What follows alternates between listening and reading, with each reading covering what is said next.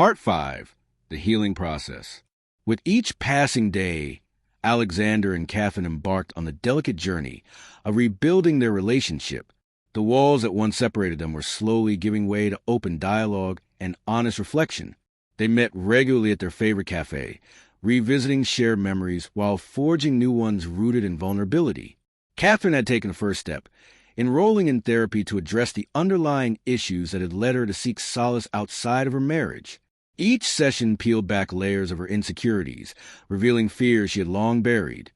Fear of inadequacy, fear of losing herself to Alexander's success, and most importantly, fear of the loneliness that loomed in their once intimate world.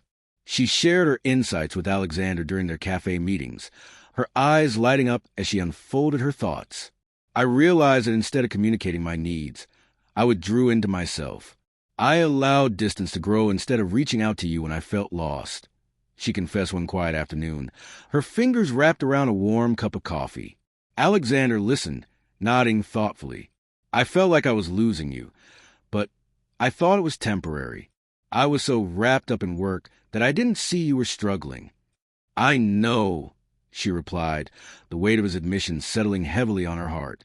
I thought being supportive meant staying silent and letting you focus on your goals. I didn't realize how isolating that would be.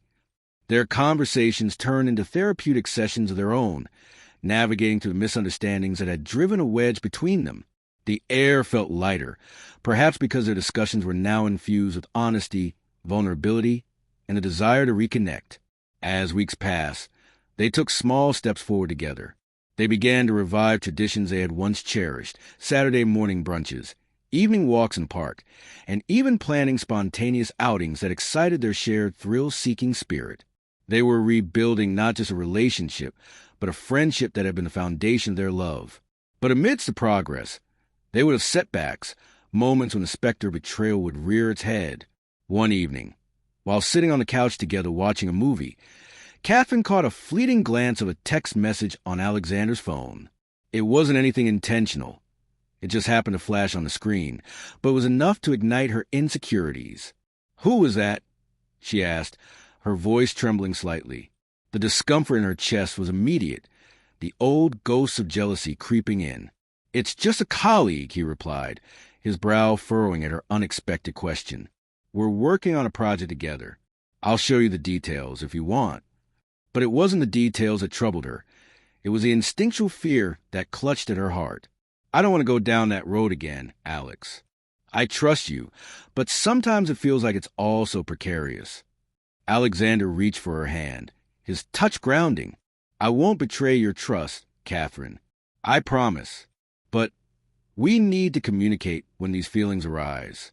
It's part of the healing." "I know," she sighed, squeezing his hand. "It's just hard sometimes, remembering everything that transpired." "It's okay to feel that way. Just don't let it push us apart," he said quietly. "This is all a process. We have to keep working at it together."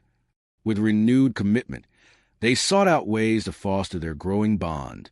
They began participating in couples therapy together, not as a sign of failure, but as a proactive measure to help navigate their path forward.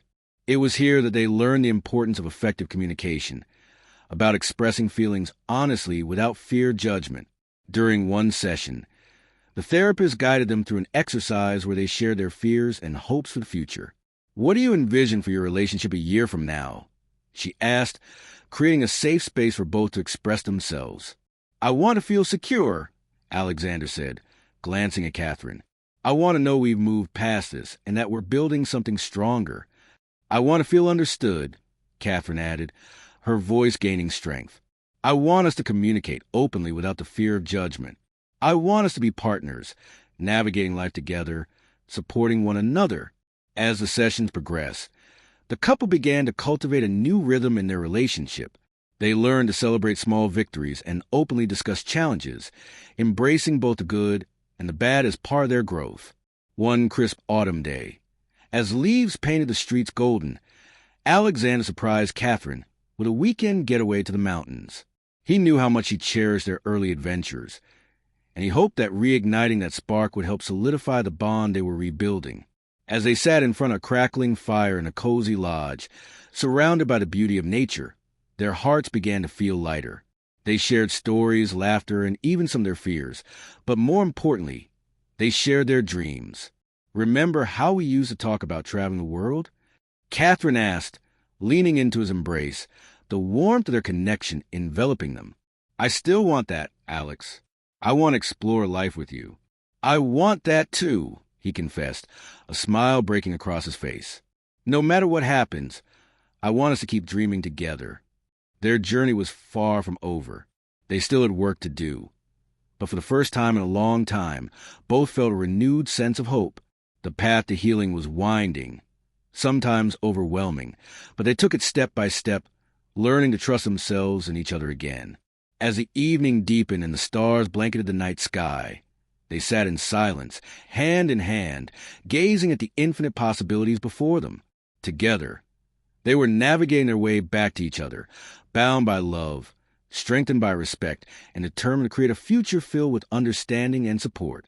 To be continued.